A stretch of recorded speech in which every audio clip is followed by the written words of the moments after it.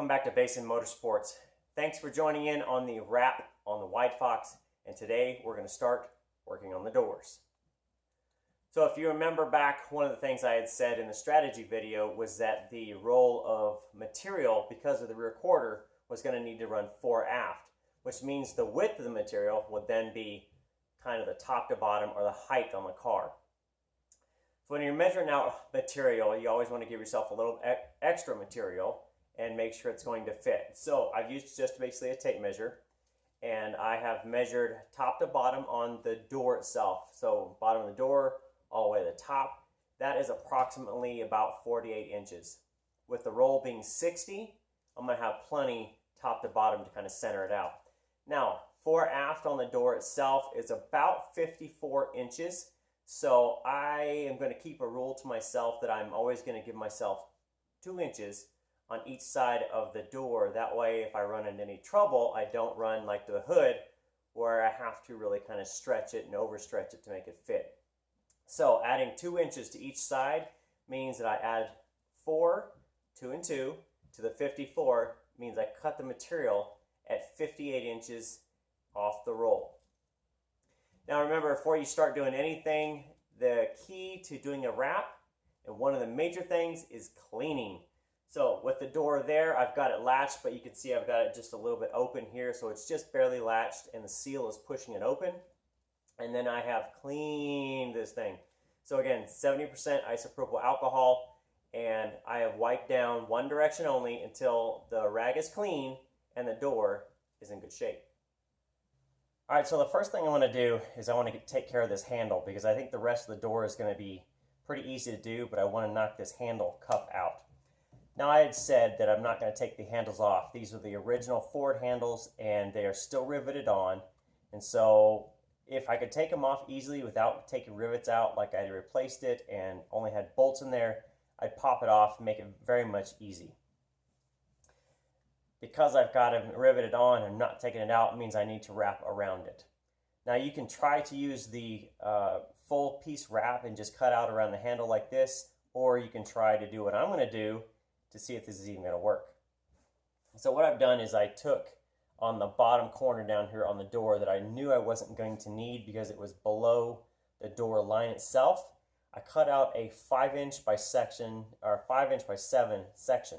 So 7 width by 5, and that's based on the cup here on the door, and that will give me plenty of overlap, as you see here.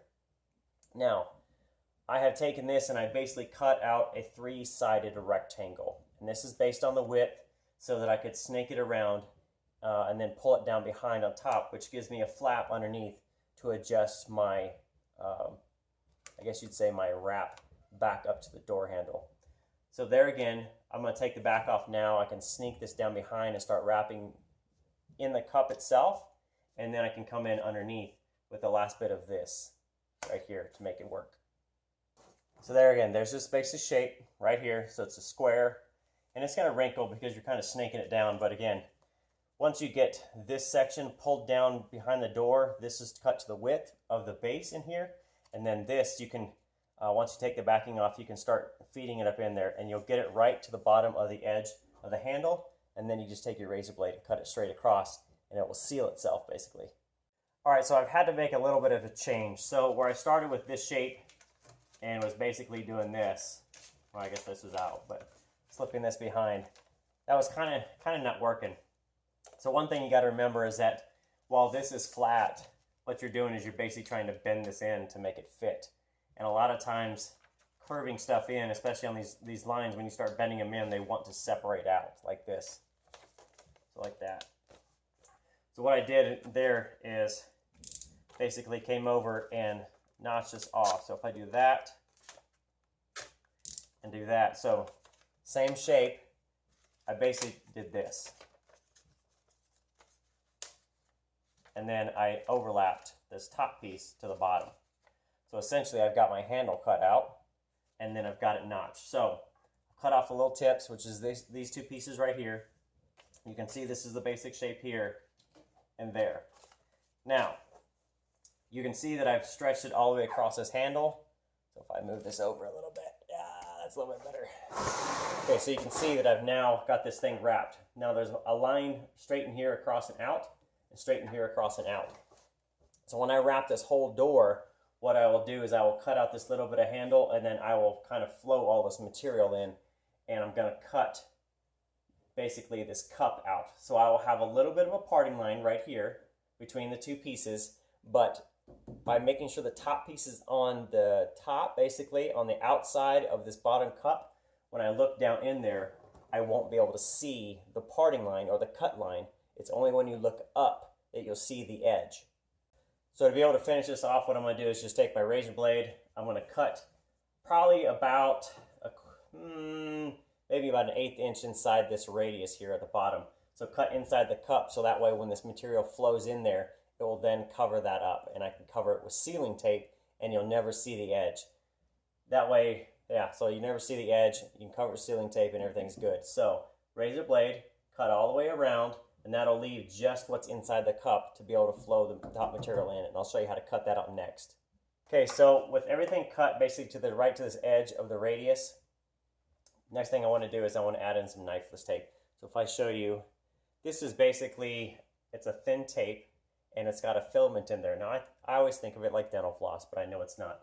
But what this does is you actually put this where you want to cut vinyl. Now, since I used the razor blade on this and I cut through the vinyl, just know that if you do that, you will probably cut into your paint.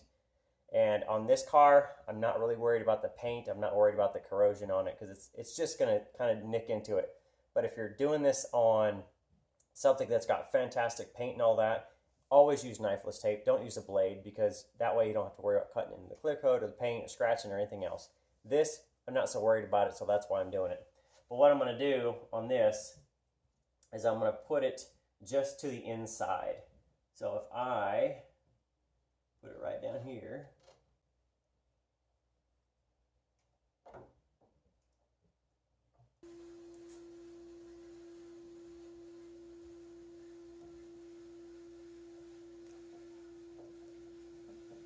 all right, so what you'll see is that this outer wrap is now going to go over top this green. So it doesn't matter how far inside of the green it is, because you're going to leave this pull tab right here, that when you put vinyl over it, you're going to pull this pull tab, and that's going to cut through the outer vinyl. So wherever you've got this lined all the way around, it's going to cut the outer vinyl and leave it. Now, as long as your outer vinyl goes over the edge of the cup, it'll be great. It'll seal itself. So just make sure that you cut this under long down to the radius. If I show you, see how it's down to the radius right here. And then you've got basically maybe 3/8, not at 3/8, but probably like a 1/4 inch or so in here of overlap. And all that's going to do is seal the deal between the outer and the inner, or the upper and the lower pieces, and then your cup is going to be done, and you won't see the edge because you can't physically get behind this handle and look back. It'll be sealed this way, and it'll always look down that way. Okay, so now comes the fun part. Now is where we do the rest of the door. So I've got one monstrous sheet that basically what I'll do is I'll strip the backing off. My goal is to use the floor to kind of be my guide, to make sure it's not kind of wonky this way or tilted or anything. So what I'm going to do is basically take it, I will then set it lightly against the door right along the sill, right up in here. And then I'm going to take it, let it sit down, and I want to measure up the basically the bottom edge of the material to make sure that it matches against the floor. I'm going to try and get it within about a 1/4 inch, so you can just use your concrete, that way. It doesn't have to be perfect. Remember, this is directional, so I'm trying to make it look like if I stood behind the car that I can look across every panel, kind of like the molding line, right? You stand back, you look, you don't want to see it kind of going and jumping up and down and in and out and all that. So that's the goal, for lightly tacking it on there, measuring it, and then once it's good to go, you start wetting it out like crazy. All right, so I've got everything stretched out. Now, thankfully, my wife came in at just the right time for me to snag her and to have her help me.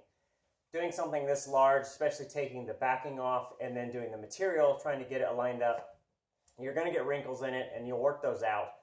But if you have a secondary set of hands, it is definitely going to be of benefit on these big pieces like this. Because what you tend to do is you stretch it all out and your arms are all extended, and then it starts wrinkling on itself, and it really kind of gets frustrating. So Once you have it up, remember, I measured down here, I'm within a 1/4 inch all the way along the bottom, and then at the bottom right here, right below the molding line, is where my goal is to start from. You can pick up top in that. You're going to fight gravity a little bit, so pick a place that you think to start from, somewhere in the middle of the door, what makes sense to you, and then work your way out. Because you can always pull towards the edges. You can't push towards the center. So center out all the way that way. So let's get wrapping.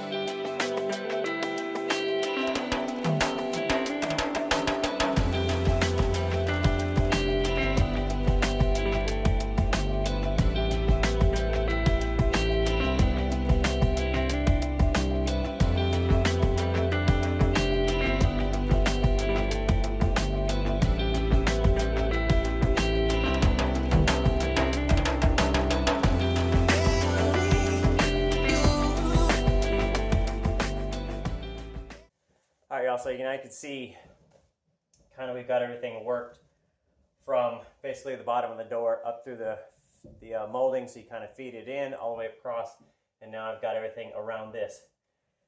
Whew. This has been a booger, and thankfully my wife has been here. So 2 people on these big panels. Do 2 people, otherwise it's a real booger. So now I need to pull my dental floss here, basically cut all the way out, take out the extra pieces, fold it over so that it matches, and then you won't see it. Then it's just a matter of doing all the other big pieces and wrapping it around and wrapping the edges. Okay, so I've got everything wrapped around the door handle. I still need to cut the lock out, obviously. Now, I don't like the way this came out. So I think the thing that really got me is one, the line for the dental floss basically didn't cut like I wanted it to. So kind of made it a jagged little cut. Not terrible. I mean, it's livable. You know me, I'm nitpicky, so I want it to be absolute perfection. Otherwise, I'm not happy with it. A couple other things. You can definitely see some lines between it. So doing it with the 2-piece method, one the cup, the second one on the other way around. On the driver's door, I think I'm going to do something a little different. I think I'm going to basically go over it, cut out the handle from the main piece and not do a 2-piece. I'm going to try it that way just to see what I like, to get the experience of doing it that way. I think it's going to work out better than doing the 2-piece, and I'll show you that also. But now I need to finish up. So I've got just this little bit left. I need to stretch everything that way, and you can see I'm up to the waist molding line here, or the door welt line on the top here. So I need to finish that, finish up the top of the door, and then wrap the ends.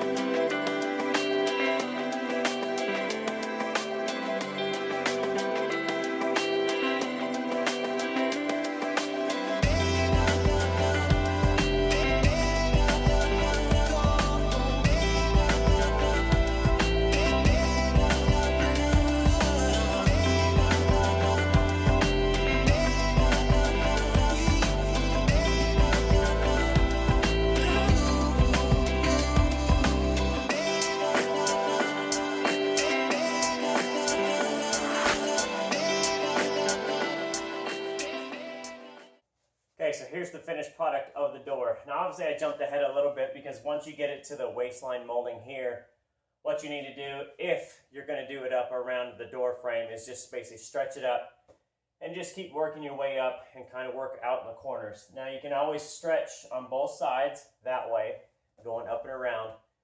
Again, once you get to the inside, you're going to cut out the window, you will wrap around the edge, you will heat it, make sure to take all the tension out of it, and then wrap the back side with tape so you edge seal it, and it's all the same thing as the hood. So one thing let me note also is that because the material kind of flowed up and over the windshield, I ended up wrapping the pillar in the same piece. So you can do that, open your door a little bit, and it'll give you a little bit extra material in between them, and then you can cut and wrap all the way up and around. And by doing it out of one single piece, what you do is you make the pillar then match the door. So it doesn't look different. It's all the same direction. You don't have to worry about it. So that's one of the good things about when the piece comes all the way out, kind of out. If I show you all the way out here, if it comes all the way out to the edge, what you can then do is kind of wrap it up and around to get to that pillar. Now that one will be done. Obviously the roof's going to come down over it, but that is it. Now if I show you the color change, you can look. If I show you a little bit, you can see it change to purple, to green that way. Kind of cool. And there's the same thing. You can kind of see it. If I pan around a little bit, you can definitely see it shimmer. There's some little red right up in here. You see kind of like a purplish and a blue all the way around. So that's the beauty of color flow. You can always change the color depending on the view you look at it. One other thing to note is that your big pieces that you cut off, so this was the very bottom of the door edge where I cut it below it, where it was, the very bottom was down to the ground. So you cut off the big strip, save it. Keep your backing and save this. This stuff is gold. Remember, this stuff, even though the roll is 5 foot wide, it's about $10 a linear foot of that roll. So if you're thinking it is about a foot by 5, so 5 square feet is 10 bucks. Every square foot you save of this material is worth about $2, depending on how much you paid for your roll. So again, this is the window. This is the bottom of the door. I will just take this, I will roll it up and keep it, because you can always, you may get a rock chip or something, you have to patch with some of this stuff, and that way you don't have to buy more later on. Keep it clean on the back, put it back down, roll it up, keep it safe, and that way you have more for later on. Okay, so that is the passenger side door. Again, I don't like how the cup came out where the handle is. It's not bad, it's just not as good as I want. So I will do something different. Now I'll film the driver's door also. That way it's separate. I'll show you the way I'm going to do it over there, and then I can show you a comparison between the results on the driver's versus the passenger with two different techniques. And otherwise, tell you what, this came out nice. It's not going to hide defects in your paint or anything else, but I tell you what, from a distance, it's pretty neat stuff. So that's it, guys. Thank you for watching. Thanks for subscribing. Hopefully you get a kick out of watching me vinyl wrap this car. I think the results are going to be pretty awesome. If you have comments, questions, anything like that, you know where to drop them down below. And that's it from Basin Motorsports. We'll see you next time.